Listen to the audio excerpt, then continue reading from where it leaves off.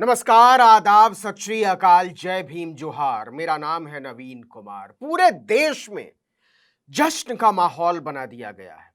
बड़ी बड़ी film अभिनेत्रियां, cinema से जुड़े हुए लोग, खासकर महिलाएं और उनमें से ज्यादातर सवर्ण तबके की, बहुत अमीर घरानों की संसद पहुंच रही हैं। प्रधानमंत्री के अभिनंदन के लिए पोस्टर लहराए जा रहे हैं।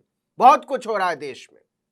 कहा जा रहा है कि प्रधानमंत्री नरेंद्र मोदी ने इस देश का इतिहास बदल दिया है। महिला आरक्षण हुआ है 33%। लेकिन एक सवाल उठ रहा है कि प्रधानमंत्री नरेंद्र मोदी ने महिलाओं को आरक्षण दिया है या कम से कम 10 साल तक उनसे आरक्षण का अधिकार छीन लिया है। और यह पूरा का पूरा ट्रैप विपक्ष को फंसाने के लिए बिछाया गया था अपने जाल में, एक जाल की तरह है।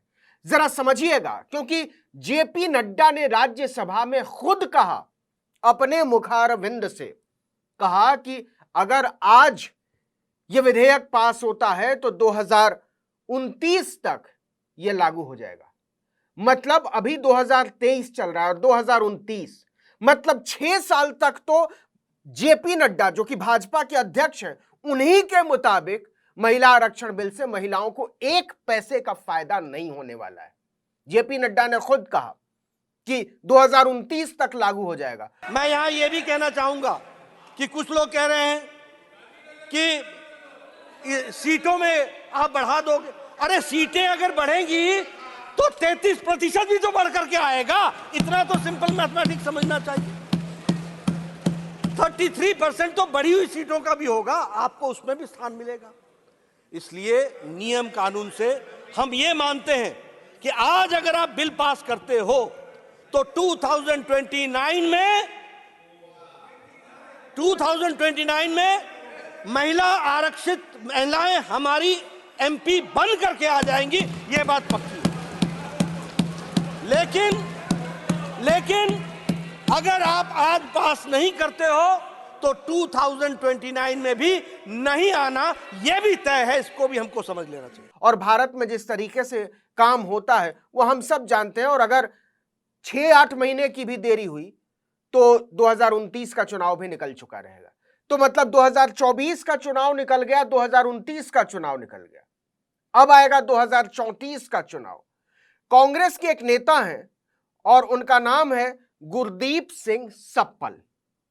गुरदीप सिंह सप्पल ने क्या कहा है? उन्होंने कहा है कि छोड़ दीजिए 2024, छोड़ दीजिए 2029, छोड़ दीजिए 2034। इस हिसाब से महिला आरक्षण का 2039 में ही कुछ हो पाएगा। पूरे तरीके से वो प्रभाव में 2039 में आएगा। अभी 2023 आ रहा, मतलब 16 साल की उन्होंने बात की है कि 2039 से पहले महिला आरक्षण को पूरी तरीके से लागू नहीं किया जा सकेगा। नरेंद्र मोदी ने एक जाल बिछाया और उस जाल में सारी पार्टियां देश की फंसती चली गई, असदुद्दीन ओवैसी की पार्टी को छोड़कर। अब जरा सोचिए कि गुरदीप सिंह सप्पल किस आधार पर यह कह रहे हैं।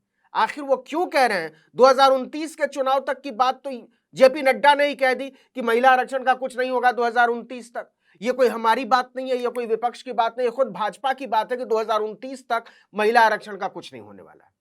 2034 और 39 वाली बात गुरदीप सिंह सप्पल कह रहे हैं। निशिकांत दुबे ने जो भाषण दिया लोकसभा में, उसके आधार पर निशिकांत दुबे ने संविधान आर्टिकल 81, 3 और 82 का जिक्र किया और इन अनुच्छेदों के आधार पर डीलिमिटेशन जो है वो 2031 की जनगणना के बाद होगा। और आर्टिकल 82 है सर, जो एडजस्टमेंट ऑफ ईच सेंसस की बात कर रही है और सीट बढ़ाने की बात, सब पढ़ लीजिएगा इस आर्टिकल को। इसमें कहा गया है कि 2026 तक सभी चीजों को हमने फ्रीज कर दिया है। आप अनकॉन्स्टिट्यूशनल काम करना चाहते हैं, आप उसके ऊपर जो है कहते हैं कि 2024 से लागू कर दीजिए, तुरंत सुप्रीम कोर्ट में जाएगा और सुप्रीम कोर्ट में तुरंत वो स्टक डाउन हो जाएगा। 2021 की तो निकल गई, निकले हुए भी 2-2.5 साल हो गया, अभी तक जनगणना का कुछ अता पता नहीं है। तो अगर 2-4 साल और जनगणना टल गई तो सीधे 2031 में अब जनगणना होगी, इस अनुच्छेद में लिखा हुआ है। इसके बाद क्या होगा? डिलिमिटेशन कमेटी जनगणना शुरू होगी, उसकी रिपोर्ट आएगी, उसके छपते छपते 2-3 साल निकल जाएगा, उसके बाद डिलिमिटेशन कमेटी बनेगी और फिर जो है फाइनल जो पब्लिशिंग होगी डिलिमिटेशन कमेटी की रिपोर्ट की, वो 2031 की जनगणना के बाद 2 साल रिपोर्ट आने में जोड़ लीजिए, 34 का चुनाव निकल गया और उसके बाद डिलिमिटेशन कमेटी की रिपोर्ट में 2 साल मान लीजिए तो निकल गया 2034 का चुनाव। इसके बाद डिलिमिटेशन कमेटी की रिपोर्ट के आधार पर महिला आरक्षण लागू होगा। ये गुरदीप सिंह सकपल कांग्रेस के नेता ने निशिकांत दुबे के जो बयान है लोकसभा में फ्लोर पर ऑन रिकॉर्ड, उसके आधार पर उन्होंने कहा। बीजेपी का उसकी दलील क्या है? उसकी दलील यह है कि अगर हम अभी से लागू करेंगे तो सुप्रीम कोर्ट जो है इस पर रोक लगा सकता है। यह संभव नहीं है क्योंकि डिलिमिटेशन कमेटी जो है वो 2031 के जनगणना की रिपोर्ट के बाद ही अपना काम शुरू करेगी। और कैसे गुरदीप सिंह सप्पल किस आधार पर कह रहे हैं कि इसको तत्काल लागू किया जा सकता है? बीजेपी कह रही है कि अगर हमने 2031 की जनगणना से पहले इसको लागू कर दिया तो सुप्रीम कोर्ट इसको स्ट्राइक डाउन कर सकता है। यह रॉन्ग है, गलत है, मिसलीडिंग है, भ्रामक है। यह गुरदीप सिंह सप्पल कह रहे हैं। और कैसे कह रहे हैं इसको भी जरा समझिए। वो ये कह रहे हैं कि ये जो डिलिमिटेशन सेंसस के बाद होने वाला था उस पर रोक 2026 तक लगाई गई है 84वें संविधान संशोधन के जरिए जो 2001 में हुआ था। लेकिन इसके साथ ही यह भी कहा गया है कि सिर्फ पॉपुलेशन बेस्ड डिलिमिटेशन पर यह लागू होगा, किसी और दूसरे डिलिमिटेशन पर नहीं। इसमें साफ साफ लिखा हुआ है कि but the last delimitation commission was set up in 2002 which gave its report इन 2007। सोचिए कि डिलिमिटेशन कमेटी की रिपोर्ट आने में 5 साल लग गए थे पिछली बार। तो अगर इस बार 2-3 साल में भी जनगणना हो गई तो 2 साल रिपोर्ट आने में जनगणना की रिपोर्ट और उसके बाद 5 साल डिलिमिटेशन कमेटी की रिपोर्ट आने में, तो 7-8 साल तो निकल गए। तो ये जो भाजपा खुद ही कह रही है कि 2029 तक लागू हो जाएगा, यह 2034 तक लागू होता भी दिखाई नहीं दे रहा है। बीजेपी को साफ तौर पर यह तत्काल लागू करना चाहिए 2024 के चुनाव तक, न कि 2034 और 39 तक जाना चाहिए।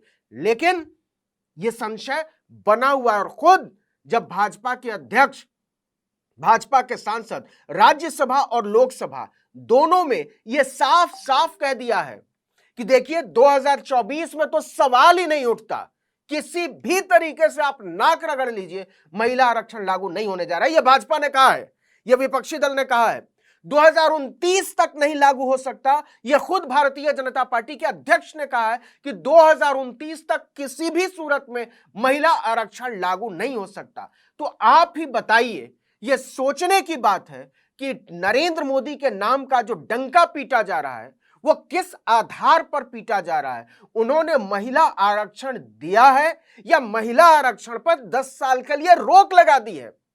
अब अगर 2024 में कोई दूसरी सरकार चुन के आ जाती है या नरेंद्र मोदी ही प्रधानमंत्री नहीं रहते, कोई और प्रधानमंत्री बनते हैं और वो महिला आरक्षण को तत्काल लागू करना चाहते हैं तो नहीं कर पाएंगे, क्योंकि महिला आरक्षण का एक पास कानून राष्ट्रपति की सहमति के साथ पड़ा हुआ रहेगा तो पहले उसको पलटना पड़ेगा, उसके लिए फिर से संविधान संशोधन करना पड़ेगा और फिर एक संविधान संशोधन नया करके उसको तत्काल लागू करना पड़ेगा। यह हिसाब किताब है। प्रधानमंत्री नरेंद्र मोदी ने असल में महिला आरक्षण के मुद्दे को बुरी तरह उलझा दिया है, 10 साल तक टाल दिया है और कांग्रेस कह रही है कि इससे ज्यादा तक टाल दिया, 2034 तक तो निश्चित तौर पर टाल दिया और भाजपा ऑन रिकॉर्ड कह रही है कि 2029 तक कुछ नहीं होने वाला है महिला आरक्षण का।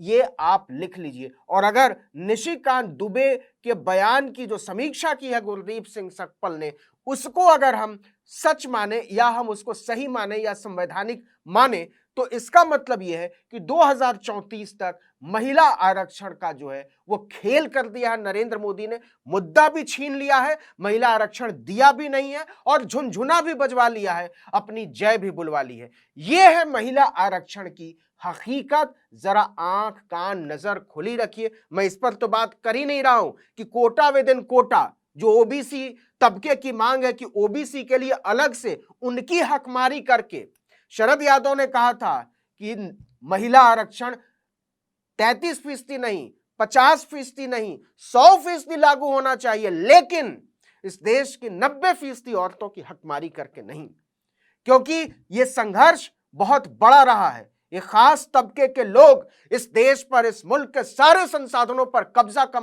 जमाकर इस देश के उन पिछड़े लोगों पर, बहुजन लोगों पर राज करते रहे हैं। और ये आरक्षण जो है, जो महिला आरक्षण नरेंद्र मोदी लेकर आए हैं, इसने भी उसी परंपरा को पोषित किया है, उसी परंपरा को आगे बढ़ाया है। तो जातीय जनगणना की मांग अपनी जगह, तत्काल रिजर्वेशन देने की मांग अपनी जगह, और 2029 और 2034 तक महिला आरक्षण को टाल देने की मांग हमारे सामने है। तो आप सोचिए कि नरेंद्र मोदी ने आरक्षण दिया है या महिलाओं से आरक्षण की व्यवस्था, उसकी सुविधा छीन ली है?